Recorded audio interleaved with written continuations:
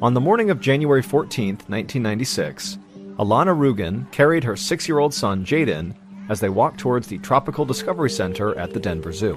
She was eager to get out of the cold, especially since most of the exhibits they'd visited so far had been outside. They'd seen the penguins, the tigers, and the gorillas, but Jaden loved snakes, so the reptiles at the Discovery Center were like the main event. Alana let Jaden run ahead of her as they entered the building. And then after going inside and collecting her son, they went to sit in a little auditorium that normally showed a short reptile documentary. But this afternoon, the movie was turned off, and 2 zookeepers were welcoming a small crowd to fill the seats. After the audience was seated, the zookeepers began bringing out all kinds of snakes and lizards and tortoises, holding them up for the kids to see, and also telling the audience all about the animals and where they came from. Alana watched her son's eyes light up when they brought out a massive 12-foot-long boa constrictor and stretched him out on the floor, his forked tongue flicking in and out of his mouth. Alana was thrilled that she'd signed her son up for this little excursion. He seemed to be really enjoying it so far. Just then, one of the zookeepers carried a lizard into the bleachers so the kids could get a closer look. Jaden immediately reached out his hand to try and pet the lizard, but Alana grabbed him and pulled his hand back before he could make contact. The zookeepers had been very clear that this event was a reptile meet and greet, not a meet and touch. By the time the show was over, Jaden was buzzing. He was jumping up and down and telling his mom all about his favorite animals and what he remembered about each one. She smiled as she led him to the next exhibit, called Komodo Days. It was a limited-time indoor exhibit that had just opened a few days earlier, showcasing 4 of the largest lizards on Earth, called Komodo dragons. Each of the animals was bigger than Jaden, and that was actually still small for a Komodo dragon. Alana overheard someone reading from a plaque that said these animals could grow up to 10 feet long and weigh about 350 pounds. The zoo was hoping to raise enough funds to build a large permanent enclosure for these new arrivals to the zoo. For the time being, though, these giant lizards were being kept in a temporary exhibit, enclosed by a 2-foot-tall wooden barrier, which the lizards were not capable of climbing over. To make sure nobody got too close, there was a line of plants in front of the barrier, all surrounded by a chain and post fence. Alana was more than happy to keep her distance. She had to admit that the Komodo dragons were cool, although their exhibit smelled horrible, like damp mulch and manure. But Jaden was so excited, he barely seemed to notice. Alana stood with Jaden right behind the fence, and from where they were standing, they had a good view into the enclosure. Alana thought the dragons looked a bit like alligators, with big heads and short stubby legs and long muscular tails. She then leaned over and began to read from the plaque of animal facts fastened to the barrier. She told Jaden that apparently these dragons were poisonous and had razor-sharp teeth, and they eat almost any kind of meat, from rodents to water buffaloes. Jaden listened and watched in fascination as the dragons lumbered around their enclosure, their big nails crunching on the mulch that had been put on the floor. He giggled as one of the dragons stood up on a rock and stuck its big yellow tongue out, hissing at the crowd. Jaden was so entranced by these dragons that he leaned over the fence to get a better look, and actually reached towards a Komodo dragon that was only a few feet away, near the edge of its enclosure. And as this happened, that same dragon put its paws up on the 2-foot wooden wall to get a better look at Jaden. Alana saw this and gasped and grabbed her son and pulled him back. All that was separating him from one of the deadliest predators on Earth was a line of decorative bushes. Thankfully, she had pulled him away in time, although it felt way too close for comfort. Alana let Jaden continue to watch the Komodo dragons, but this time a little bit farther back from the barrier. And then after about 15 minutes, Alana's stomach began to rumble, so she told her son they needed to leave now, but they would stop at the cafeteria and grab some food before heading home.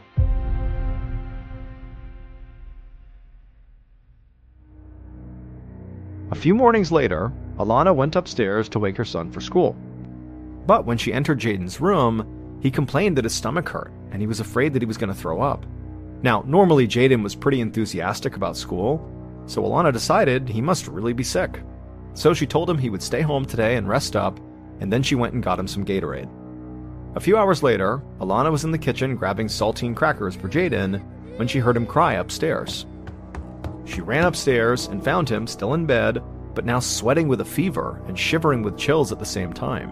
When she took his temperature, it read 104 degrees. Alana was shocked. This seemed more serious than just a 24-hour bug, and so she decided to bring him to the doctor. But before they left to go see the doctor, She had Jaden use the bathroom and discovered he was passing bloody diarrhea, which really scared her.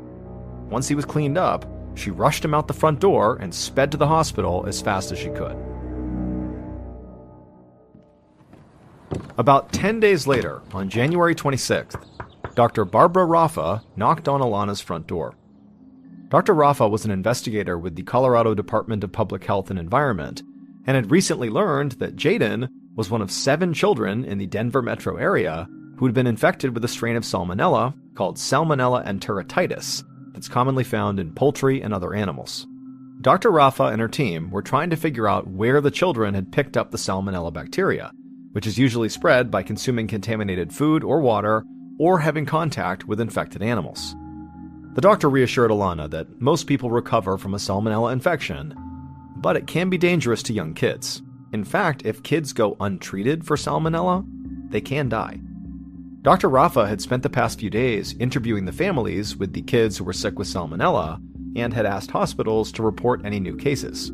She had the sinking feeling that this was the beginning of an outbreak, so she and her team needed to act fast to figure out what was going on here. Alana knew her son had salmonella poisoning, but had no idea that other kids were also getting salmonella poisoning too. Dr. Raffa followed Alana to the kitchen, and the pair sat down at the kitchen table, and Dr. Raffa asked how Jaden was doing. Alana said her son was upstairs sleeping and still was a bit tired and weak, but he seemed to be recovering. She had taken him to the emergency room last week, where he was diagnosed with salmonella based on his symptoms. He'd been given fluids and antibiotics, which had definitely helped him get better. The hospital monitored him for a few days until the salmonella had passed through his body. Dr. Raffa told Alana how relieved she was that Jaden was okay. But now she was hoping to try to stop the spread of the salmonella strain before it affected more kids. And so she said she had a list of questions she wanted to ask Alana in the hopes that maybe she could help her figure out exactly how Jaden got sick. Alana nodded and said she was eager to help. Dr. Raffa began by asking if she and her son had gone anywhere unusual over the past 2 weeks. Alana shrugged and said not really, except they did go to the zoo the weekend before last. She said they'd gone to see the reptiles.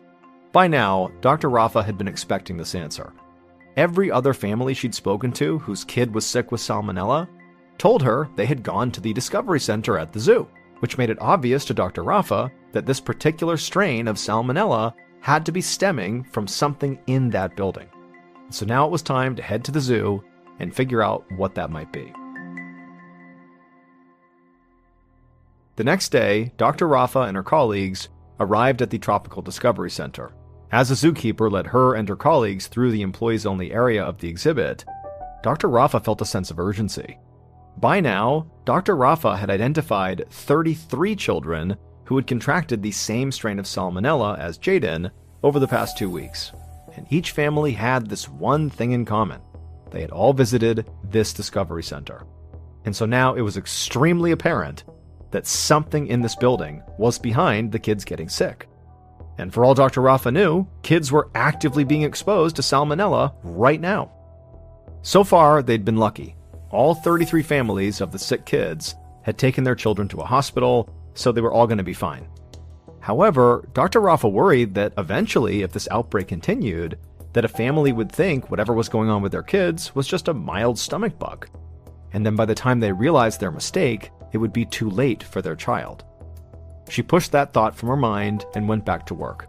She had to figure out which animal or exhibit was carrying the salmonella bacteria, and most importantly, how the kids were coming into contact with it. And that was proving to be a real mystery. As Dr. Raffa walked through the Discovery Center, she noticed that almost all of the exhibits were completely sealed off. There was no way for the public to come in contact directly with any of the reptiles or any of their environments. She asked the zookeeper about the animals they used in their daily education shows. She wondered if maybe the kids were allowed to touch any of them. But the zookeeper shook his head. He told her that the public never touched any of the animals because that was unsafe for both the people and the animals.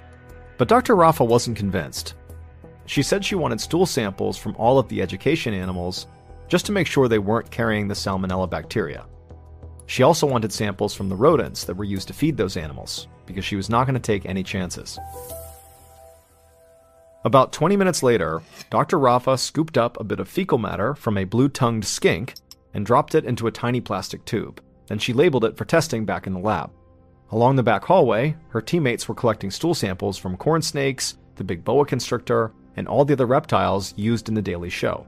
And they were making good progress, which she was glad for. She kept imagining a sick child in bed at home, their parents unaware that their stomach bug was actually a potentially deadly disease from their trip to the zoo. She hurried the samples she had just collected to a small examination room down the hallway, an area that was usually for veterinary visits, but that her team was using now as a home base while they examined the Discovery Center. And when she got there, it was then that Dr. Rafa remembered the Komodo dragon exhibit that they had passed on the way in. She had a thought. The Komodo dragons were a new exhibit. And even though the Komodo dragons were kept out of reach of the public, the timing of their arrival and the outbreak of this disease was too close to ignore. Curious, she went to find the zookeeper. She wanted samples from all 4 of the dragons, hoping that her gut feeling would solve this mystery. On the morning of February 1st, so about 2 weeks after Jaden got sick, Dr. Paul Nelson arrived at the Denver Zoo, alongside a small team of fellow investigators from the Centers for Disease Control, or CDC. A few days earlier, all the samples that Dr. Rafa had collected came back from the lab, and all of the animals were salmonella-free except one, a Komodo dragon. And it tested positive for the exact strain of salmonella that had infected all the children. So now Dr. Rafa had clearly identified the source of the salmonella outbreak, but an equally important question was looming. How could the kids come into contact with the bacteria that was on this Komodo dragon when they and the public were not allowed to touch the Komodo dragons in the first place? The dragons and the public were clearly separated by a low plywood wall, a row of bushes, and a fence. And so Dr. Rafa was stumped, and that's why she had called the CDC to take over the case. A zoo administrator welcomed Dr. Nelson and his colleagues into the Discovery Center and then led them into a back room where 6 other zoo employees were waiting. Most of them were the zookeepers who worked directly with the infected Komodo dragon. And so Dr. Nelson said he needed stool samples from all of them to make sure that none of them were sick and spreading the salmonella strain themselves when they interacted with the public. Dr. Nelson also said they would need additional fecal samples from some of the animals at the center just to play it safe. And then after that, Dr. Nelson's teammates spread out all across the Discovery Center and began collecting samples of their own. Not fecal samples, but surface samples. They were swabbing basically every surface they possibly could. Everything from the plants to the fences to the mulch on the ground. By the time Dr. Nelson and his team left the zoo an hour later, they had this massive bag full of samples to test. About 5 days later, Dr. Nelson returned to the Discovery Center with surprising news about the CDC's analysis of all the samples they had taken. In addition to finding the salmonella strain in the Komodo dragon's stool, they had also found the salmonella strain in a very unlikely place. It was sitting on top of the wooden barrier that was supposed to keep the dragons away from the public. Dr. Nelson admitted to the zoo officials that he was really confused. And so he just kind of began walking around near the Komodo dragon enclosure, wondering, how could the salmonella get there? And right as he walked over to the fence, he noticed one of the dragons walking over to him to kind of check him out. And a second later, the dragon stood up on its hind legs and propped its paws right on the wooden barrier. And suddenly, it all made sense.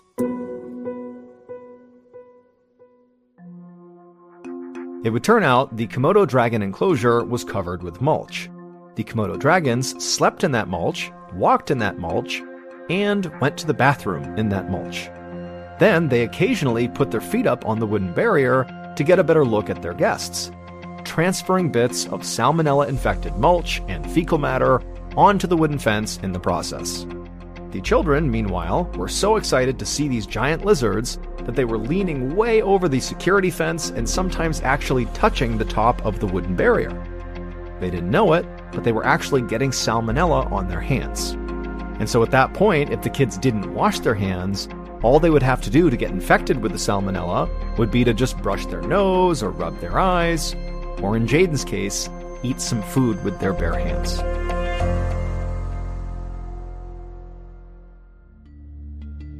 Thankfully, the salmonella outbreak was treated fast enough that all 33 infected children made full recoveries.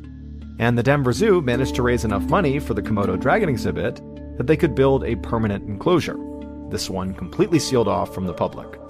It's actually still at the Denver Zoo today, and there has not been a single salmonella outbreak in nearly 2 decades.